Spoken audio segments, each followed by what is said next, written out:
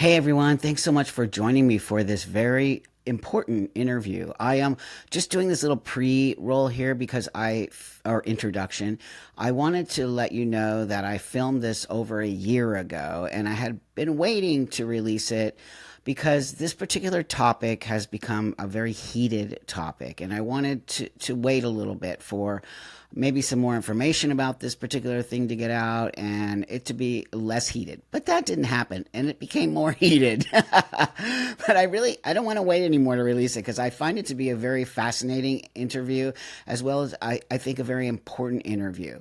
Now, that being said, this is Phil and he identifies as a AGP, which I find to be really awesome that he's being very, or she, I can't remember actually if they identify as she or he, but it doesn't matter because Phil's super cool.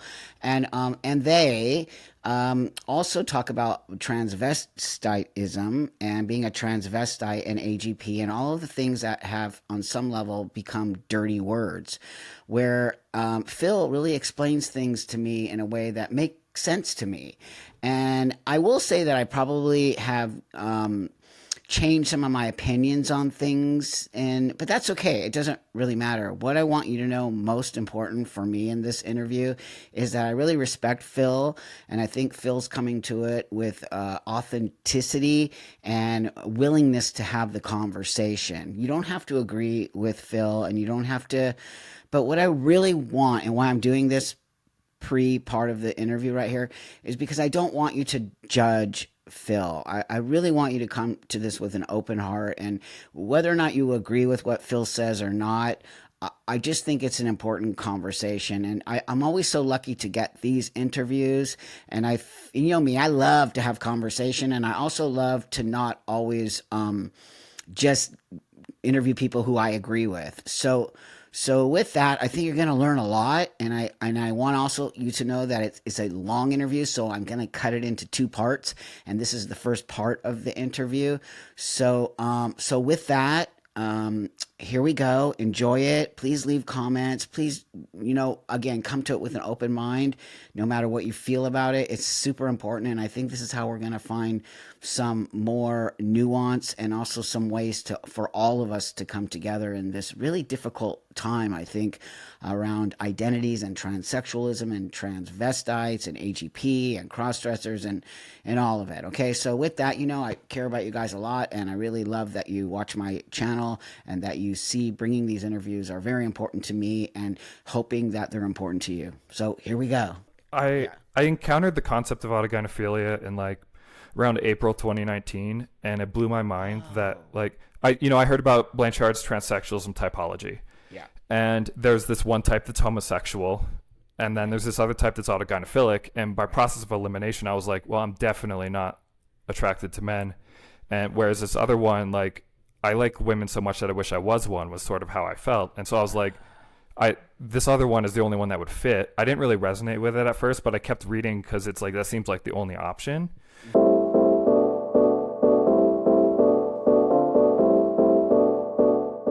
Hey everybody, I caught myself another one. Ooh, we're gonna have such the conversation I've been waiting for. So before that, again, thanks everybody. I really appreciate you all watching the channel and watching these amazing guests I get on, and liking, subscribing, helping this channel. You really are. I see it growing tremendously, and it really warms my heart that you all seeing what we're doing here and building this community of reality and bringing these voices on. And these people really give themselves to my interviews. So I, just all love that you're giving them great love and the comments you all do. So with that, today I have Phil. Is it Phil Illy? Is that how I pronounce your? Yeah. Mm-hmm. Okay, excellent. So I love Phil. I was actually on a little podcast with Phil a while ago. So why don't you just introduce yourself and then we'll move forward from there.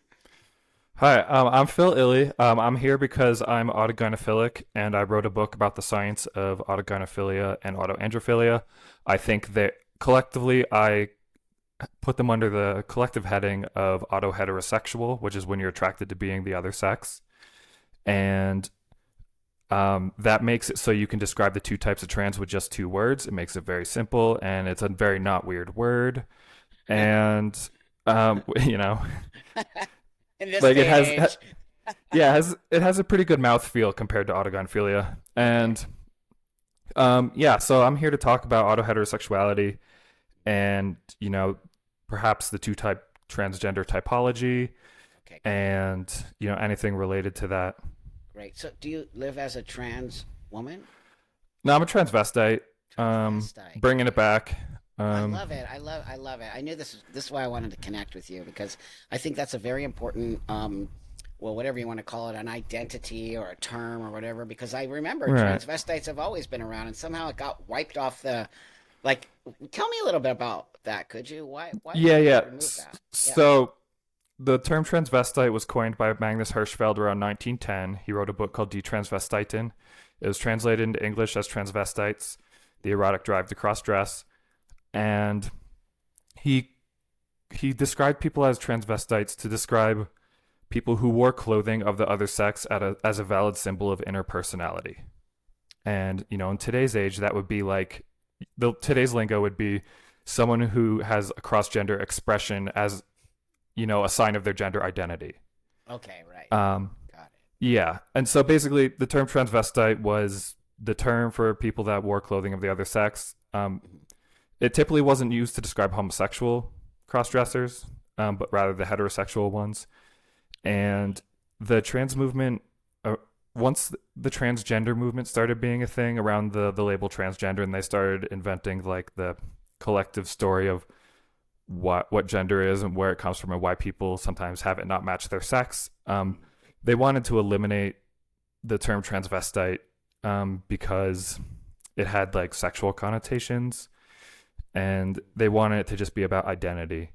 And they also didn't want anything that alluded to their like pre-transition identity. Like the transgender movement is like led by transsexuals, and so they're the ones driving the narrative, and they're calling the shots for the most part. And so they've tried to sort of marginalize a transvestite as a concept and basically make it so it's considered like derogatory, so that it can't No. be spoken about. And I think that's wrong, because if you don't have any pre-transition terms, then you're by default funneling people into transitioning, and it might not be right for everyone. That's right. It's such a great. I missed the term transvestite.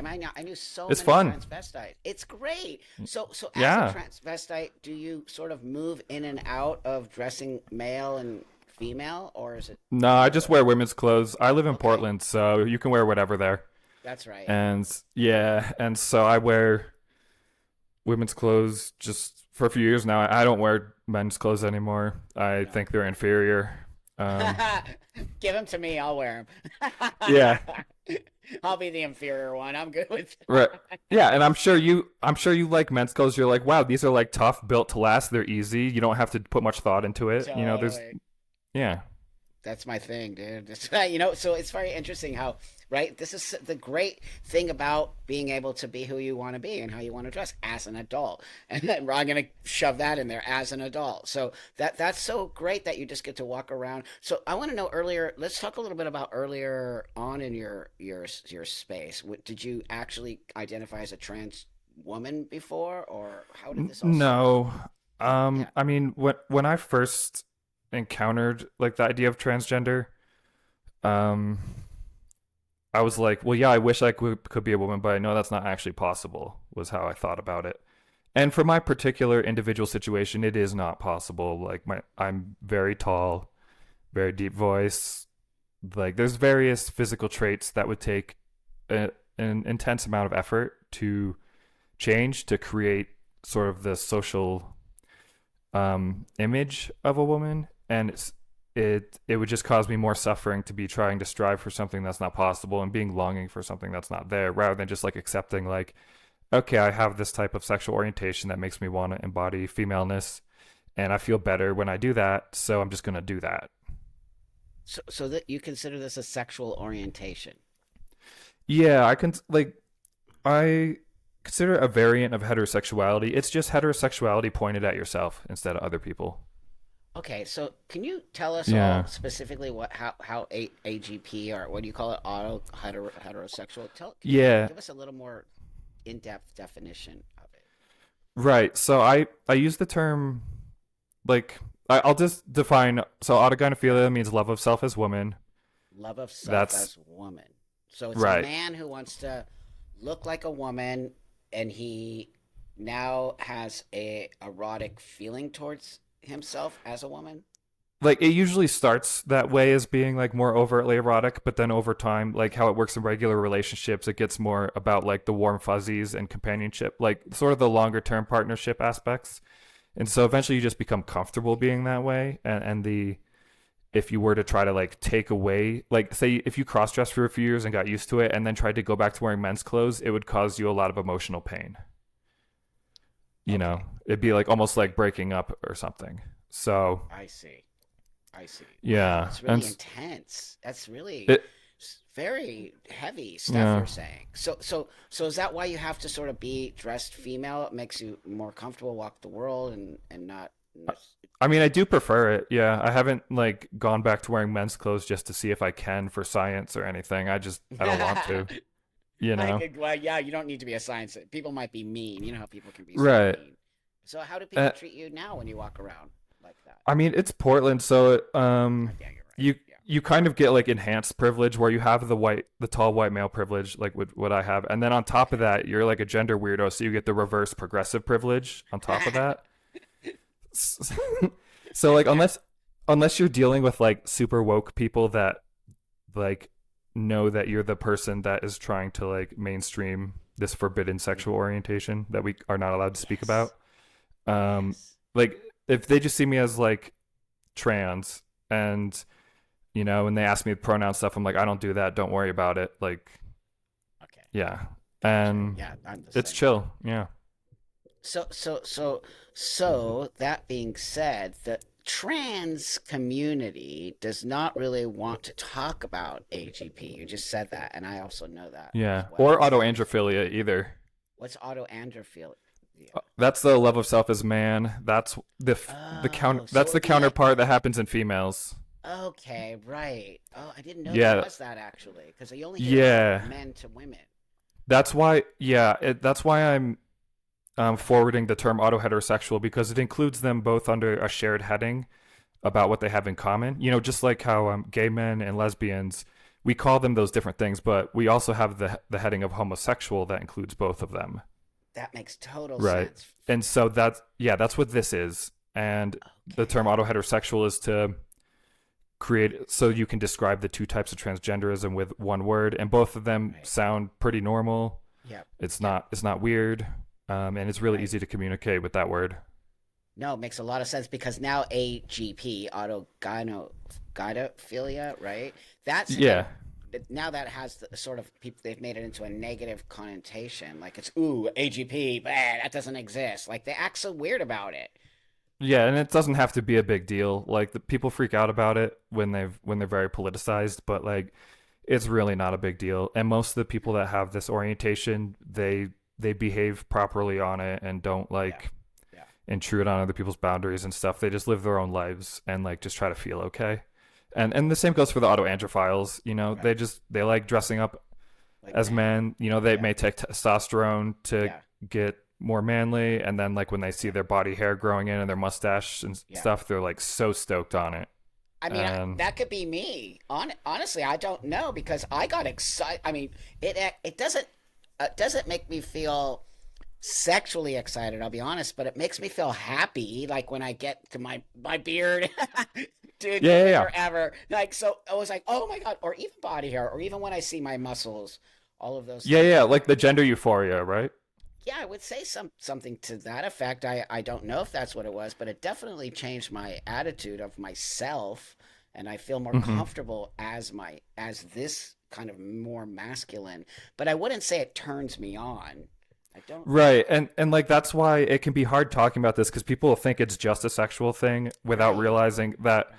sexual orientation deeply shapes your psychology in ways that you don't even realize are sexual. Like heterosexuals, for instance, they get married and they have kids and they build their lives around that. Like Right. they're shaping their lives around their sexual orientation, but they don't realize that they're doing that because it's so normal. Okay, I got you. Wow, it's so fascinating. Like this is the stuff that we don't talk about, which I think is so. Oh, I want to just go real back for a minute about your book. What's the name of your Oh yeah. book? It's auto heterosexual, attracted to being the other sex. Oh, great. Great. I named it that because it contains the core idea that needs to be transferred, so that even if people read the title, the essential idea gets transferred. I got you. They don't even Okay. need to read the book. Right. Um, Total- I mean, they should. It explains not only transgender identity, but also explains trans age, trans species, trans race. Like, Oh, it explains wow. basically all the known types of trans. Oh, yeah. What? So tell me a little bit about what you think about. You seem so like deeply into this that I think it's so important to have voices like yours. It sounds like you really did your research and you've really looked in. So how long ago did you start sort of understanding yourself in this whole AG? Uh, I Yeah. I encountered the concept of autogynephilia in like around April 2019, and it blew my mind that Oh, like I heard about Blanchard's transsexualism typology, yeah. and there's this one type that's homosexual, and then Right. there's this other type that's autogynephilic, and by Right. process of elimination I was like, well, I'm definitely not attracted to men. And whereas this other one, like, I like women so much that I wish I was one, was sort of how I felt. And so I was like, I this other one is the only one that would fit. I didn't really resonate with it at first, but I kept reading because it's like that seems like the only option. Hmm. And so I looked into it, and as I learned more about it, it was like, yeah, this is definitely what's happening to me, Wow. um, and then after studying that full time for about a year, I was like, well, if I don't turn this knowledge into something, then that was kind of a frivolous use of time. And so I started writing a book to explain it, and I got I got funding to write it from Andrew Conru. He's the guy that founded Adult Friend Finder. Oh, that's Um, so God. That's back in my days too. yeah, that's yeah. Old That's school. that's I back in totally the know that. That's yeah, awesome. and Great. that's cool that like he put funneled some of the money he made from sexuality back into sexuality research, and he Great. funds sexuality research too. Oh, Uh, and great. yeah, and so yeah, I had the time to deeply work really hard at the book. I thought I was mostly done at one point, and I had to throw it out and start over. But like, so I took a week off, but then just started over, and because is I was just like, someone has to write a book that explains autogynephilia and autoandrophilia, because it like if I'm right that this is the most common cause of transgenderism, and I think it is. I think it's like at least 80% of trans women, and I mean in my book I guess that it's like 70% of trans men. Like it basically Wow. like three quarters of trans people. Um, I figured like there's like gender dysphoria is a serious problem, Hmm. and I think the way to help address that would be understanding how it works, and Hmm. I think that can help people suffer less. And so I wrote the book to help explain it, because otherwise there's no way like you can't introspect your way to realizing that like, oh, I have all these feelings because I my sexuality is like flipped around, pointed back at myself, and that's why I'm sad about being my sex. Like there's no way. Wow. I mean, it's so profound what you're saying. It makes a lot of sense on so many levels. But I don't all honestly think there's anything wrong with this. It's to me, it just sounds like another. Do we call it a disorder? I mean, I say that I have a disorder. I say that I I, do. I mean, I Yeah. call it a sexual orientation, and I think the suffering Okay. that comes from it can be Okay. classified as a disorder. Like gender dysphoria can be a mental Right. disorder, and Right. that can justify medical treatment, right? Right. But Right. like having the orientation itself is not a disorder any more than homosexuality is. Right. That's right. Great. That's an excellent point. Yeah. And so, why can't we just have it in our community that it is an orientation? Why are people so mad about it? Because when you get really attached to that cross gender self, to hear this theory that says that you feel that way because you're actually a heterosexual of your birth sex, it feels like invalidating of their queerness. Like a trans woman doesn't want to hear that they're like um, um, a heterosexual male, Male. and a trans man that's autoandrophilic wouldn't want to hear, oh hey, you're just a heterosexual female. That might That's hurt right. emotionally, even if it's like That's right. literally true. So there's this tension here between Right. like truth and what feels good. No, oh, brilliant. Again, brilliant Yeah. point. That's right. But I do see that. Let's just take the AGP. I'll call it AGP if that's okay. I'll just put it over Yeah. there and then now bring over here the trans community, and everything is based on feelings now. Everything, like, however I feel is how it is, or or don't hurt my feelings because you misgendered me, or I noticed that everything is really not necessarily based on reality, and that's why I talk about my biology, because it's important to me as a transsexual person. But that being said, I feel like that's what they're doing by shaming people who have what you have. Yeah, and the funny thing is it's never the homosexual transsexuals that are really doing the shaming. It's, it's overwhelmingly the people that have the same orientation as me but just don't like the idea.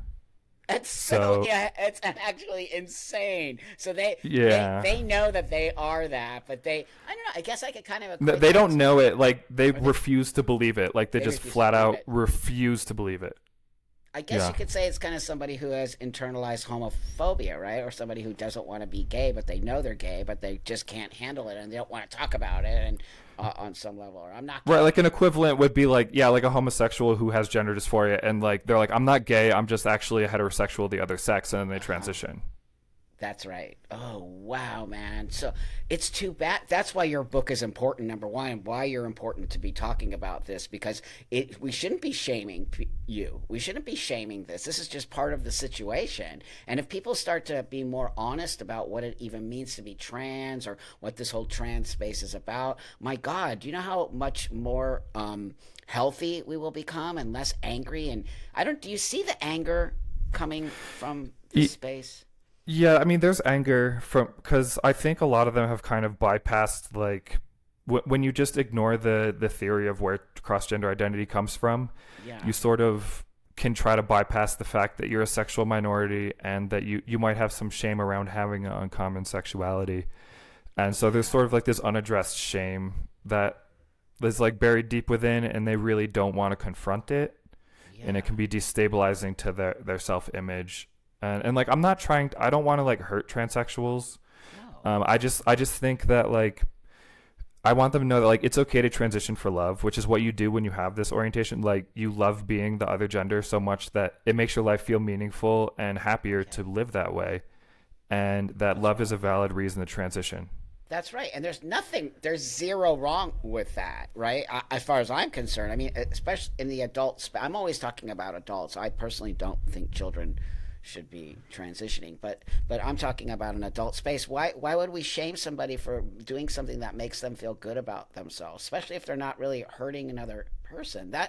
That's so. Now that being said, the trans community is so out of control on so many levels. There's a lot of anger, and there's a lot of, from what I see as an older transsexual, I just see this idea that we're running over everyone else's space, and it's making people mad. So, like, let's say the turfs, right? Let's use the example of turfs. Do you deal Yeah. with a lot of turfs? Yeah, I interact with them sometimes, and on Twitter because I participate in I'm in Yeah, the arena, yeah, me too. and Yeah, they'll like call me a fetishist or whatever, and it's like okay, fine. that's They don't fine. Yeah, understand what they're talking about, but like they use that word as like a insult, and it's like, yeah, I guess I have the fetish of heterosexuality. You got me. Um, like, right on. You got me. yeah, it's like, oh no. I mean, Um, oh, uh-oh. yeah, Hilarious. No, they come after me too. I mean, I have turf right. friends. I get called a turf. It's kind of, I mean, dude, that's how crazy the whole trans space is. But I think, I wonder, so they come after me hardcore, man. They love to call me she and just, try to mess with me. And because I was in the pornography business, I'm the bad person. Like, they just try to find as many things that they can do to sort of run us over instead of trying to understand you, and understand, Right. because you're really a sweet person. I mean, the times I've spoken with you and have gotten to know you, I think you're very sweet and you have great energy, and you seem like a very gentle human. Yeah, thanks, man. Yeah, you desire to create reality, and so I think if they would have a conversation with you, they wouldn't be so mad about people like yourself. I mean, the ones that are really indoctrinated into the turf ideology, so to speak, like the really strongly gender critical ones. They see gender as just sex stereotypes, and they don't realize that like it's more than that. It's not just something created to oppress females. Like that's not what gender That's right. is. No, but they see that because for, living as a woman sometimes hasn't been very easy. I did live as a woman Oh for yeah, a of lot, right? course, So yeah. they're coming to it with this other space. But then let's talk about the people in this community that are the bad players. You're not a bad player. You're an honest, straightforward person. But we have some bad players in this community, as far as I'm concerned, that are creating the rift between the women and trans women that I see. It's pretty heavy. Yeah, and it's because there is a conflict here between people who want to prioritize gender over sex and those who want to Mm, prioritize sex over gender. There is a fundamental conflict here, great point. and that's understandable. And I think each respective side just tries to apply their preference to all aspects of being, not realizing that like we should examine based on which individual situation. Like say like sports for instance. That's one that's really easy to say that's obviously unfair for post-pubertal males to compete with women. And and whereas there's other situations where like a transsexual that's just trying to live their life, like maybe it's good to use the pronouns and name they prefer because that's like yeah, it's fine to do that, and so That's right. I think it depends on the specific situation as to what we should do. Well, I think it's just going to be a long fight because many of them, well, they just don't want to find that space where me and you can exist together.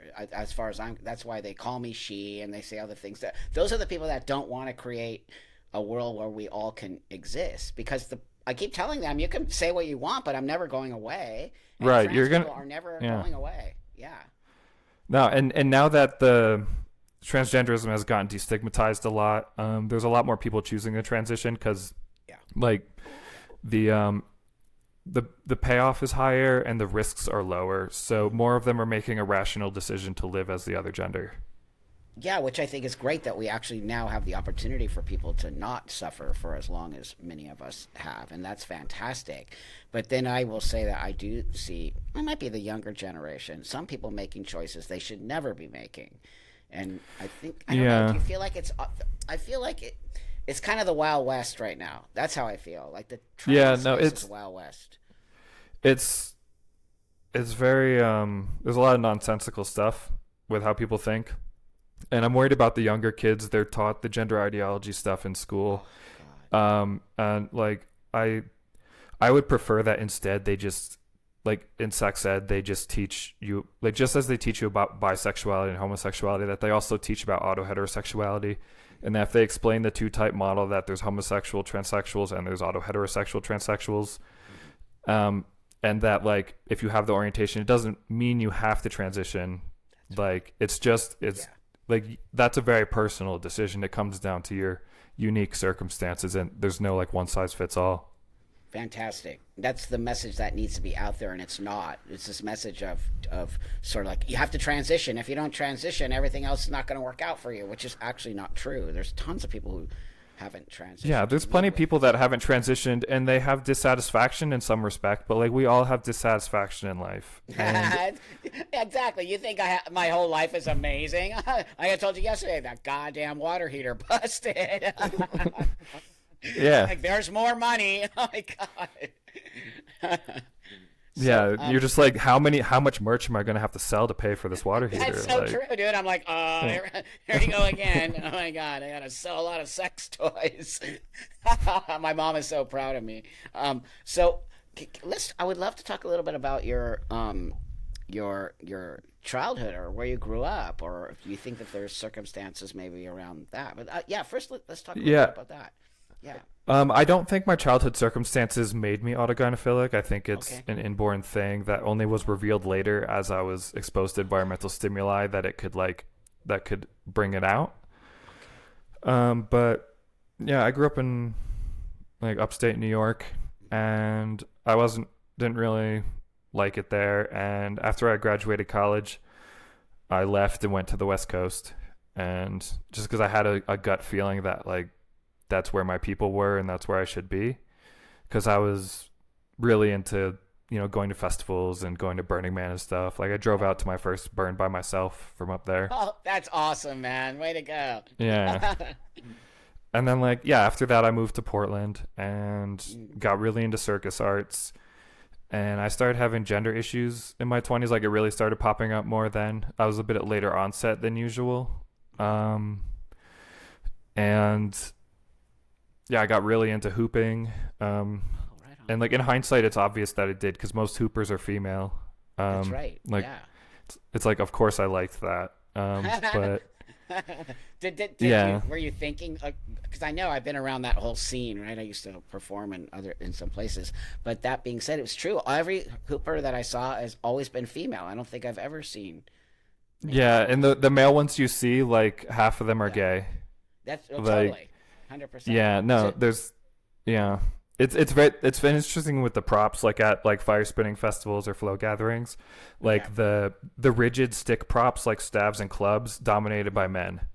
And then yeah, the hoops and fans like the curvy ones, the ones with like a hole, the totally. females are dominant in those. And so it's really interesting to see sort of Yeah, it line up with gender archetypes. totally makes complete total sense. So so are you attracted to women or men? Yeah, women. Like Women. I yeah, no, like if I had a different physical circumstances where I could like transition and convincingly create the impression of being a woman, that would probably open up an interest in being in men from meta attraction. Oh, Yeah, do you know about meta wow. attraction? No, tell me about that. Okay, so with autoheterosexuality, you can be sexually attracted to playing a cross-gender sex role. So like an autogynephilic male might want to play a female sex role with a man. And that's one cause of bisexuality. Okay. Okay. Like it's like you still want heterosexual sex, but you want to be the girl. And likewise, autoandrophilic females can want to be a man with a woman and play like a Right. masculine sex role with a woman. Oh no, that's how I grew. When I was in the les space, I was the butch, right? We did butch Right. femme. That was a big deal back then. And the butches were like butch. They might as well just Yeah. be trans men, right? Like as butch as you could be. Like that was playing that role. No, I totally get Yeah, it. yeah. The And actually, a masculinity. lot of lesbians, I think, do have autoandrophilia. Like, I think it Yeah, is a major source of lesbianism. I can see that. And I'm hoping that if this information gets out there, that Yeah. they can realize, like, okay, so that's what's motivating me. And then they can realize, like, if they have gender dysphoria, where it comes from, and think, like, what do I want to do about it?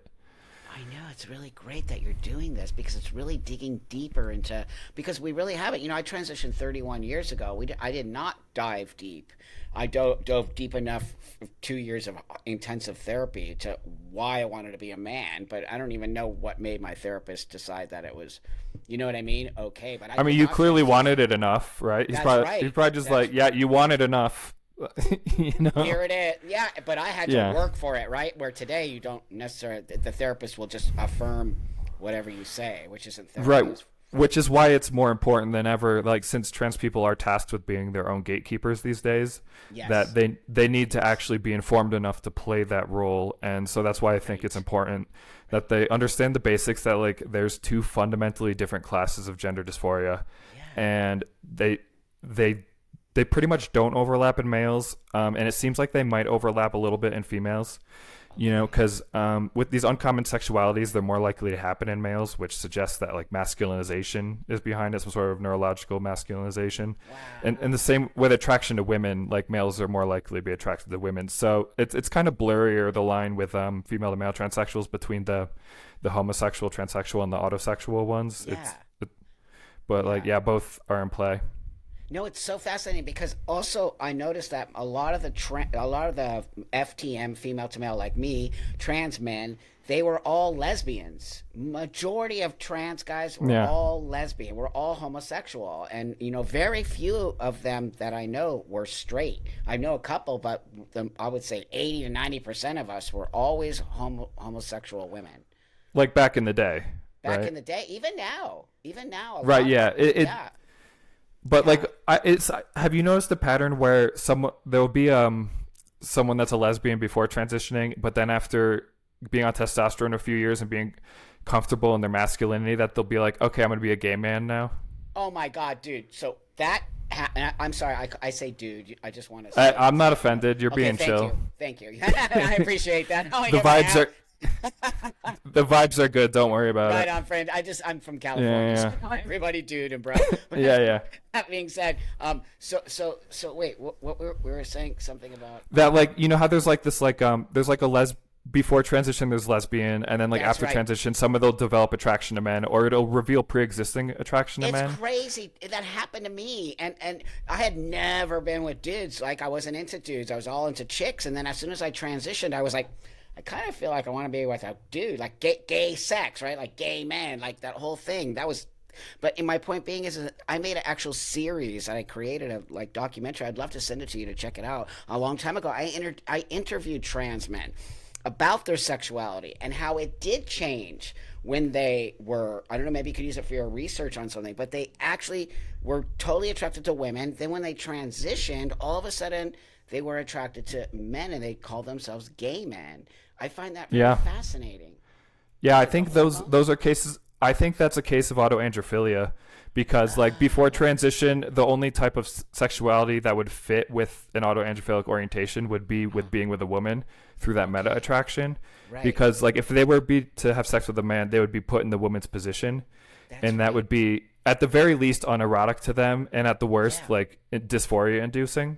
That's right. Uh, right. That's And right. so like after they transition and they're confident in their masculinity, and then they notice that they're attracting ma- like gay Men. men, Yep. it Yep. means that okay, I can have a sex with a man, I'm intrinsically attracted to them, and Yeah. I don't have to worry about it making me be put in a female role.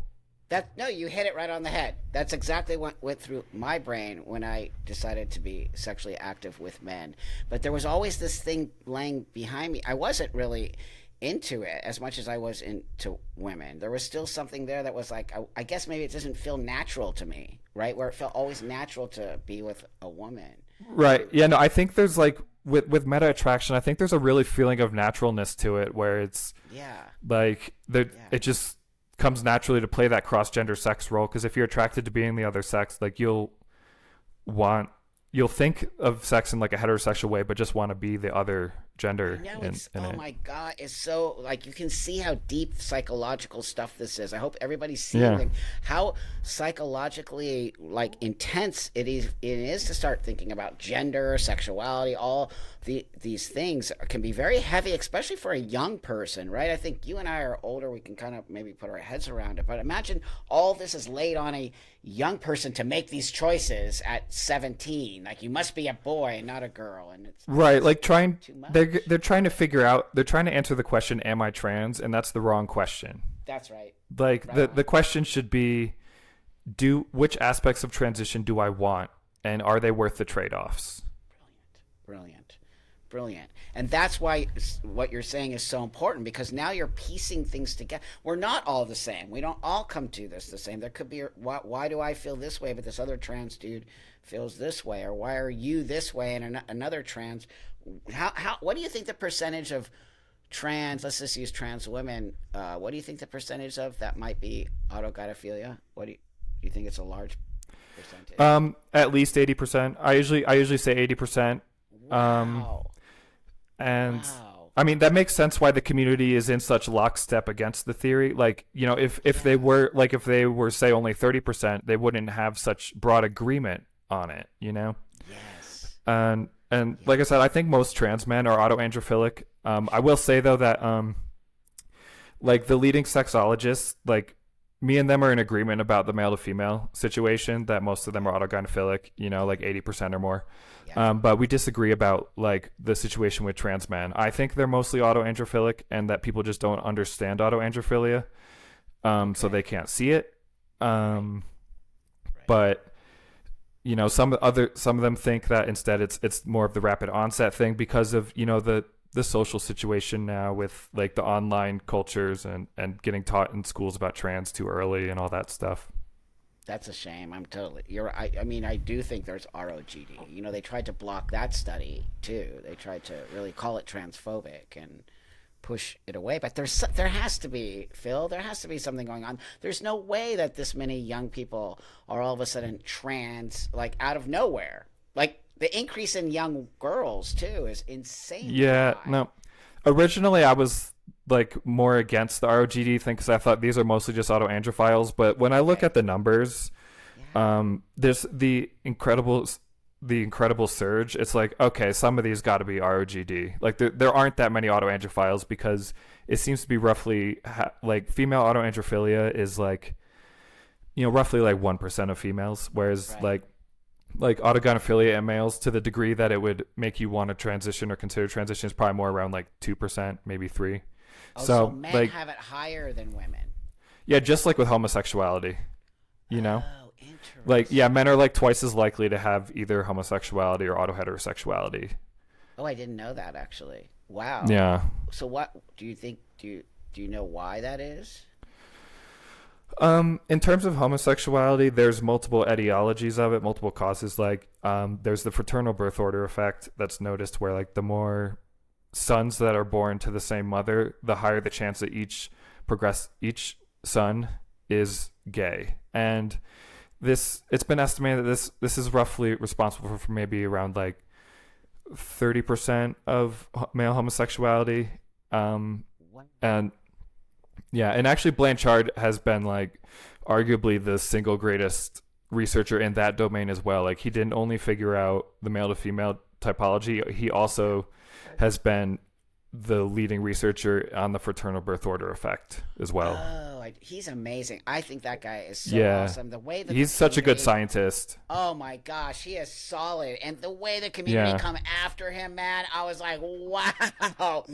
They just slaughtered him. But he's like, wow. He's like, I don't think so. Yeah. No, he's just like I mean, he dedicated 15 years of his life to figuring out the typology of Yeah, transsexualism. yeah, Like he's put in the work. that's right. And they don't like it because they don't like what he's saying, which is They so don't like sad. how it feels. Yeah. Yeah, that's a great point. Yeah, I like that you say that. You're right. I don't. They don't like the way it feels, and that makes a lot more sense to me. Because when I just say they don't like it, there's no real understanding of that. But you're right. They don't like the way it feels. Like they don't want to accept it. Right. And they can feel that it's invalidating of their identity. When it's Right. like, when it's the thing that puts the thing that makes trans identities contestable is not Yeah. whether it was caused by autosexuality, it's that you're a different sex than the other one. It's not how you That's right. came to that identity, you know? Yes, that's so great. Like, so it It, doesn't matter. I don't understand why people don't want to have a diagnosis. Like I actually like having a diagnosis of dysphoria and a disorder. It helps me understand. I'm not like I'm not crazy. This is an actual real thing. Does that make sense? That's why I don't understand why we can't just diagnose somebody as AGP and then they can kind of figure it out and move Well, forward. like, I don't think we need to diagnose them as AGP any more than we need to diagnose someone as homosexual. Oh, I Um, see. Okay. Right, but like Okay. if they have gender dysphoria, then like yeah, you can have the diagnosis of gender dysphoria, and that it would Yeah. maybe have a specifier that says gender I dysphoria see. from homosexuality, gender dysphoria from autosexuality, and then Okay. that I think that would be better. Um, No, that makes sense, and I think because not everybody wants to be. But why? Okay, so okay, great. That's a great point. But why aren't we even doing that? um, well, I mean, trans activists have done their damnedest to try to get autogynephilia removed from the DSM. Um, each Wow. and it's only in the gender dysphoria chapter. It's only mentioned once as a predisposing factor for male to Wow. females, and um, it's mentioned in the paraphilia section under transvestite disorder, and that diagnosis has a specifier of with fetishism or with autogynephilia, There you and go. that section says that like basically if you have it with autogynephilia, that one is more likely to lead to gender dysphoria, and you can actually parlay that diagnosis into a gender dysphoria diagnosis. That's actually what I did. Like when I went to the doctor, Okay. I told her like, hey, I have autogynephilia, and she's like, what's that? And Of course. yeah, What's that? Jesus yeah, and so Christ. she types in the word, and then it brings up transvestic disorder, and I get that diagnosis, and I'm proud of it. I'm like, hell yeah! Right on. Like I don't think Excellent.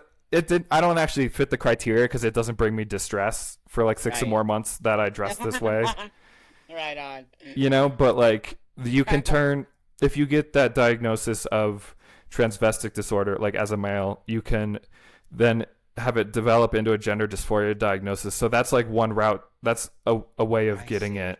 Um, Wow. So yeah, I mean, yeah, there's an actual diagnosis of transvestitism or yeah, transvestic disorder. It's basically transvestic. ego dystonic transvestism, where like it conflicts with your self image and interrupts like how you want to live your life, and it's like a bother to Okay. you.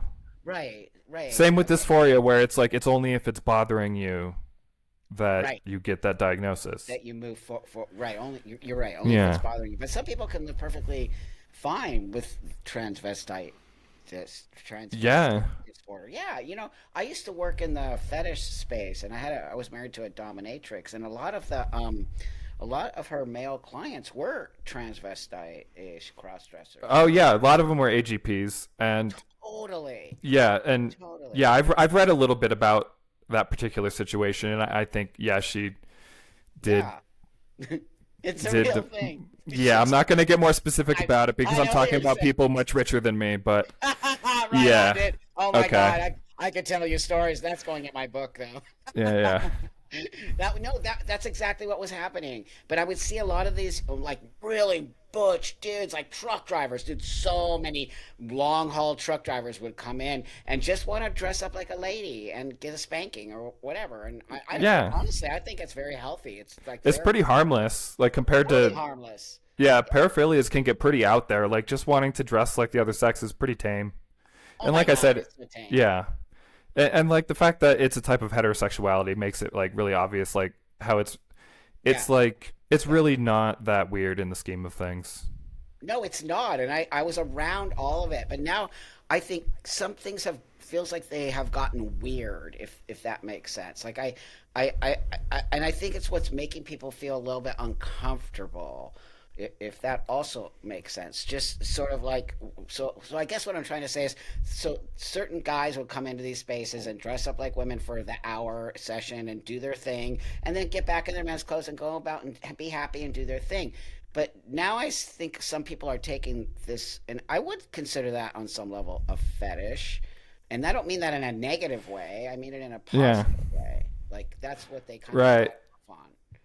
Right. And like but with sexual orientation, like that's like if someone's just attracted to women, women are what they get off on. Like Yeah, that's that's how right. sexual orientation is. That's right. That's So right. like yeah, I tend not to use the word fetish, but it's not like Okay. I don't personally apply a value judgment. I just know a lot of people do, and it's unstrategic to use that I kind of agree. language to That's talk why about I it. said that because I Yeah, don't want yeah. people to think that. I do believe that fetish is positive, and I It's believe that. fine, yeah. Yeah, but I get what you're saying. They would say the same about me that I'm just fetishizing being a man, and you know what I mean, or doing that Right, thing. but from the inside, it probably just feels like having good taste, right? That's right, totally. But of course, Yeah. now we get, again, the words get taken out of context, or the words get taken out of. Now, everyone who dresses like a woman is a fetishist, and that's not true. That is just actually not true. Like, I don't think what you have right, how you are, is fetishy. I think it's how you feel and how it makes you feel Right. comfortable. It kind of like depends on how you act on it. Like if you were like that Yeah. that goddamn that shop teacher up in Canada, Dude, oh my God. yeah, like that, like yeah, like you can use the word fetishism for that, and I'm not gonna argue. Like if you're carrying like double Z prosthetic breasts, like that you need to extend the alphabet to describe them. Like My God, but yeah, everyone fell for it.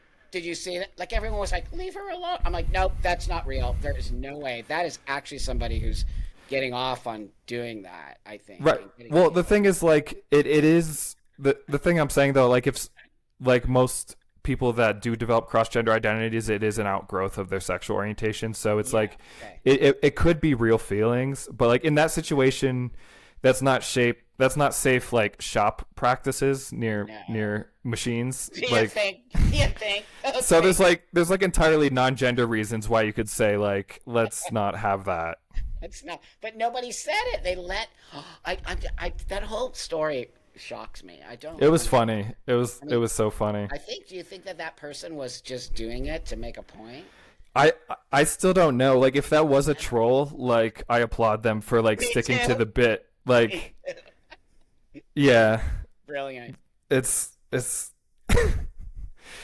It's so funny. Oh my Yeah. God, it's so funny. And like, of course, like the whole community was like, that's a real trans woman. I'm like, here we go. This is going to be Well, interesting. actually, I saw a lot of like people that would normally have mainstream transsexual views actually be like, she's not one of us because they like don't Yeah. they don't want to be they don't want to be associated with it. So they're like, oh no, that's different. Well, Even yeah, though the yeah, good ones. The normal trans people would say that. right, Totally. yeah. Mhm. I totally agree. But then, because same with me, I don't want to be connected to people like that. That's why I actually started calling myself transsexual as opposed to transgender. Well, Because it's I not because did, it's a cooler label. yeah, because I don't want to be connected with a transgender umbrella. Right. To be Yeah, like honest, the ideology associated with it. Yeah. that's right. This is not an ideology at all. I don't have for myself, and so I felt like there was too much weird stuff coming out. That when they started just saying anyone could be trans and you don't need dysphoria, and you know who you are at 10 years old. I was like, what is wrong with you people? Like, as far as I'm concerned, I don't want people to have to live this way. It's not comfortable being in dysphoria. I would rather we help kids get out of the dysphoria and Yeah, stuff. like if it's possible, and I do Yeah. think I think for the homosexual type, it is more possible for them to get out of it. But with the autosexual type, I think it's tends to be more intractable.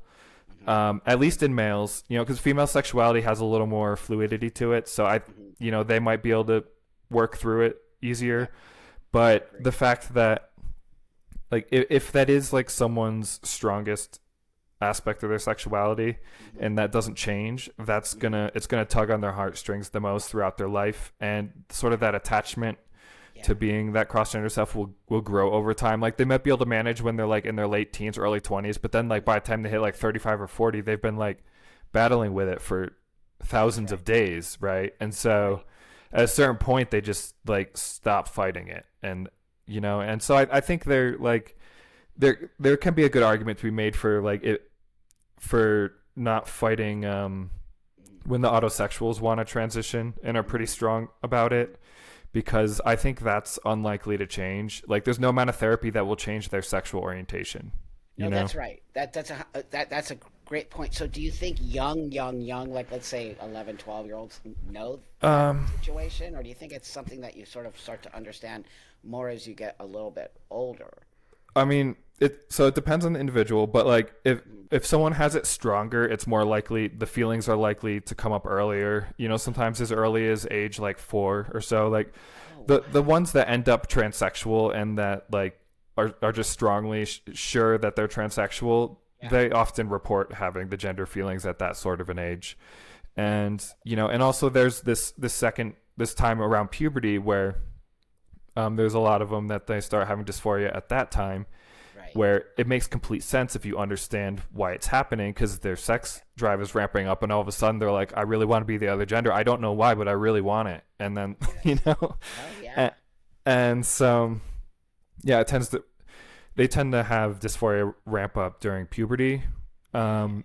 And it's a tough situation, like with the juvenile transsexualism stuff. Like I am kind of iffy about it. I think like of so like between the two sexes and the two types in each sex, I think like the lowest risk for child to transition would probably be the autogynephiles, Mhm. and that's for a few reasons. They hit puberty later, so if you're Oh. giving them hormones, it'll be like, I mean, if you do puberty blockers, it'll be for less time. Mhm. Secondly, the the puberty blockers, the gonadotropin releasing Mhm. hormone agonists, they seem to cause a lot of side effects, specifically in females. But there's also just more research on them in females because they've been used for, That's right. say, for like gynecological Yeah. reasons, like uterine fibroid tumors, Mhm. precocious puberty, things like that. Yeah. And it does. I think it can induce mitochondrial dysfunction in them, which can be like sort of a systemic, difficult to resolve thing. So I think there's more risk with giving puberty blockers to females because like it'd be earlier, and they also seem to have more side effects in females. And Right. also another thing is their sexuality, female sexuality tends to be a little more fluid, so there might be a little more wiggle room with like finding other ways of dealing with dysphoria.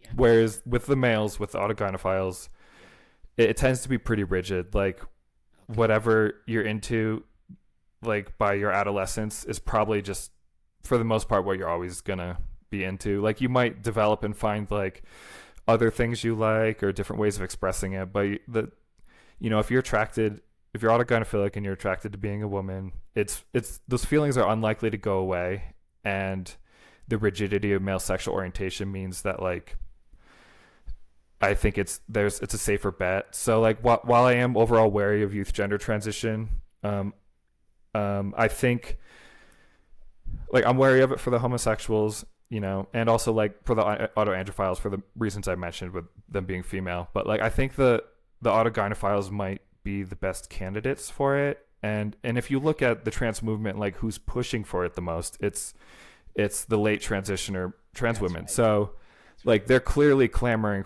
that specific subgroup is the one clamoring for it.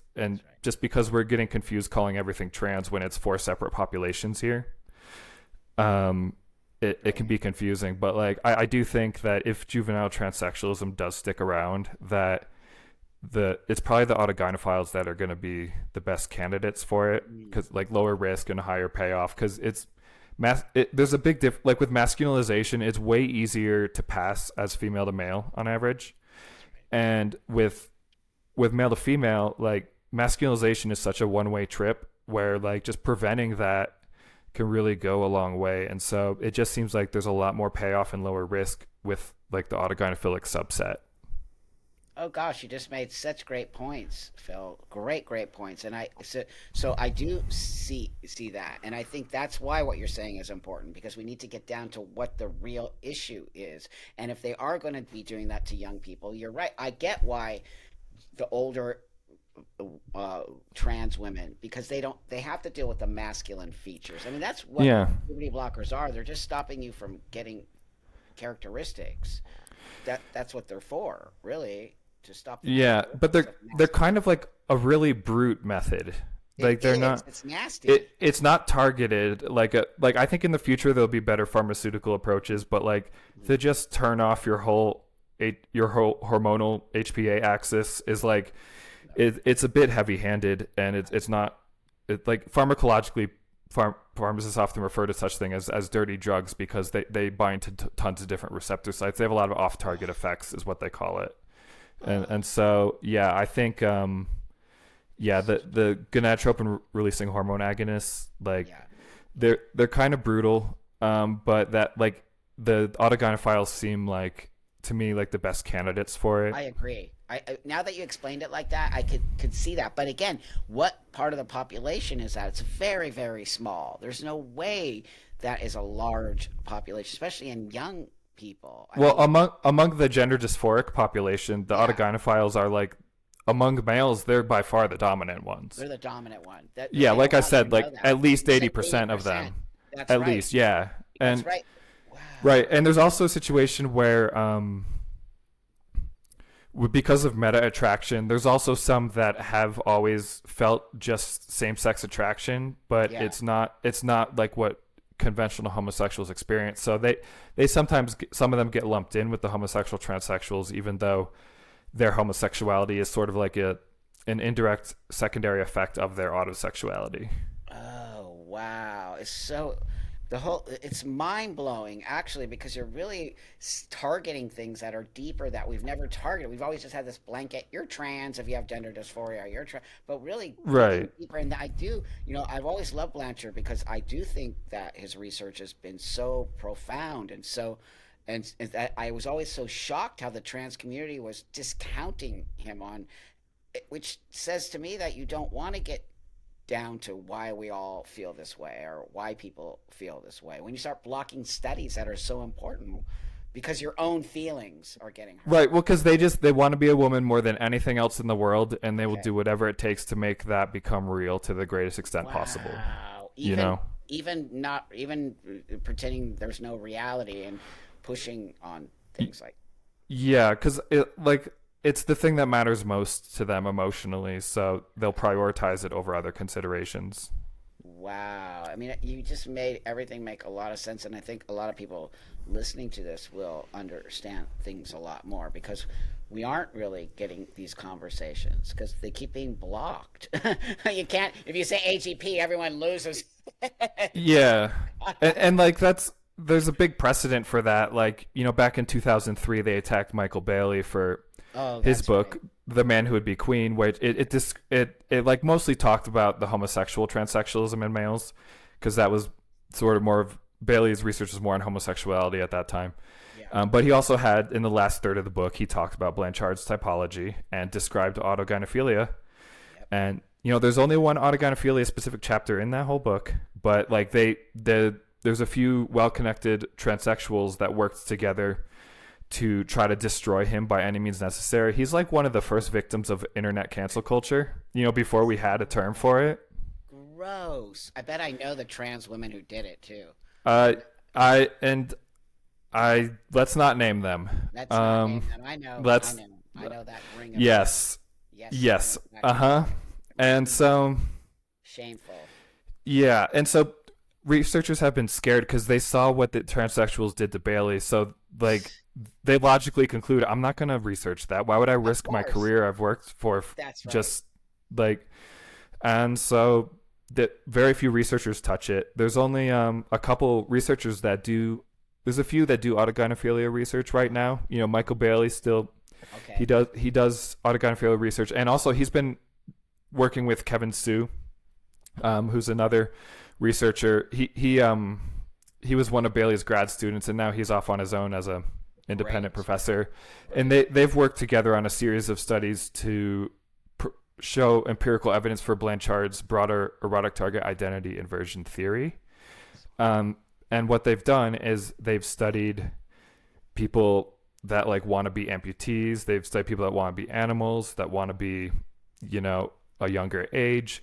They've studied all these other dimensions of attraction, and they found the same pattern that whatever someone is externally attracted to the most is also what they're most attracted to being. Wow. Yeah. Oh gosh, that is makes so wow. That just blew my mind because it actually makes sense to me. And then you're seeing a lot of the younger generation being trans animals, right? Or whatever. Yeah, That's and like awesome. people like might laugh at them, but like I Yeah. don't like because I think trans species is honestly pretty cool. Like in Sure. comparison to just wanting to be the other gender, like I feel pretty vanilla in comparison to Yeah. like like if you want to be like a wolf or a dragon, that's objectively cooler. And Totally. it may not be like feasible to attain, but like I recognize that they have the same sort of strong feelings of attachment Wow. and identity from it. And so I know a few people that have this sort of thing because I've talked with a bunch of people throughout writing this book, Mhm. and I explain them what it is, and I'm like, yeah, it's nothing wrong with it. It's fine to be that way. Like if you feel like a fox on the inside or a dog, like Wow. that's cool as long as they just do it in tasteful ways, and the people I know do express it in tasteful ways as far as I can tell. Yeah, no, again, I don't want to shame people for ever having certain things, but what I'm trying to see is I just, I got my finger on the pulse of this young generation. And when I mean young, I mean under 18 on all these things, and I see Right. things happening that it just me as a I don't know if I'm just being an old fart or if I'm just like, well, wait a minute, like because I get it. Like if you feel like something, you can't discount somebody's feelings if they feel like a dog. They might actually really feel like a dog. Right. But And yeah, and it's the question yeah, is like to what extent can they that's attain right. that vision? And the thing is like Exactly. gender is the most attainable one. Yes. And it's also the most normal one, so most likely for people to kind of intuitively understand. Thanks so much for watching part one of this interview. If you could like, comment, subscribe, I would really appreciate it. And I look forward to releasing the second part of this interview. And have an awesome, great day.